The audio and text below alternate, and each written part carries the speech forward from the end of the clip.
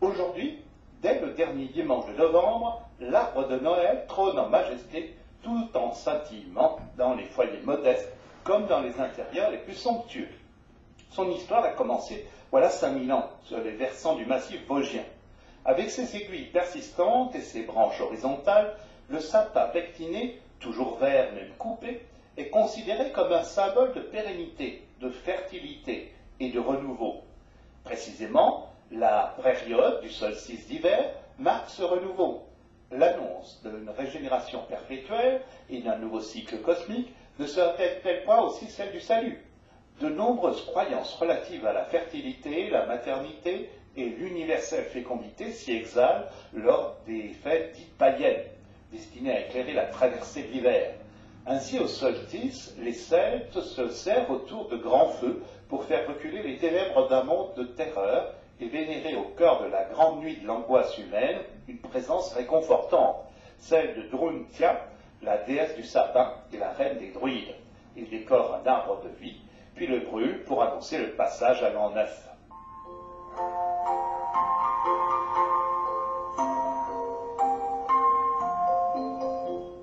Le culte de la verdure au cœur de l'hiver s'affirme avec les Saturnales romaines, du 17 au 24 décembre. Elle commémore le règne de Saturne, le dieu des semailles et de l'agriculture, qui correspond à un âge d'or où la propriété privée et l'esclavage étaient inconnus.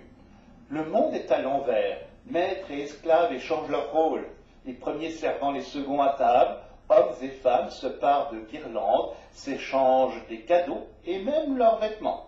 Les maisons sont décorées de branches d'arbres et de plantes toujours vertes, comme le houx, dont les feuilles piquantes pourraient annoncer la couronne d'épines du Christ. Le gui, le lierre, le pin et le sapin. Un jour est consacré aux enfants, mais Saturne, Chronos pour les Grecs, est aussi un dieu qui mange ses enfants, et sa figure est inspirée par celle du dieu phénicien Baal, à qui la population de Carthage immolait de nouveau-nés. Les Saturnales sont suivies par les Calendes, qui marquent le nouvel an et célèbrent Janus, le dieu aux deux visages, l'un tourné vers le passé, l'autre vers l'avenir. Saturne aussi a deux visages, une face bienveillante qui prodigue l'abondance et une face malveillante d'ogre dévoreur d'enfants.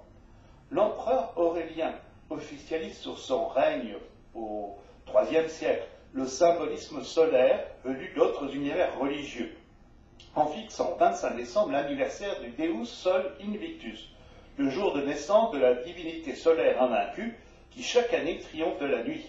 Il entend refonder l'unité de l'Empire sur une théologie solaire de structure monothéiste, en l'occurrence sur le culte du dieu de la lumière qui annonce le rallongement des jours. Lucifer. Le soleil est alors largement représenté sur les monnaies et les monuments.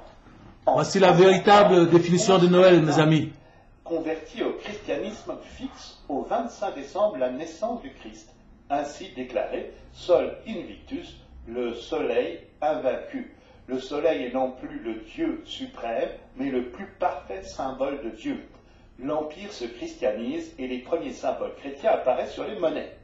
En 354, le pape Liberius fait de cette date du 25 décembre un dogme intangible de l'Église d'Occident. Le chronographe romain fait coïncider une fois pour toutes la naissance du Christ à Bethléem ce jour-là, avec celle des divinités solaires orientales. Quant aux chrétiens de l'Église d'Orient, ils célèbrent l'Épiphanie, apparition en grec, le 6 janvier. Cette date correspond à l'adoration des rois mages, au baptême dans le Jourdain, aux noces de Cana. Mais le Christ n'est-il pas le soleil de justice qui fait reculer la grande nuit tombée sur le monde?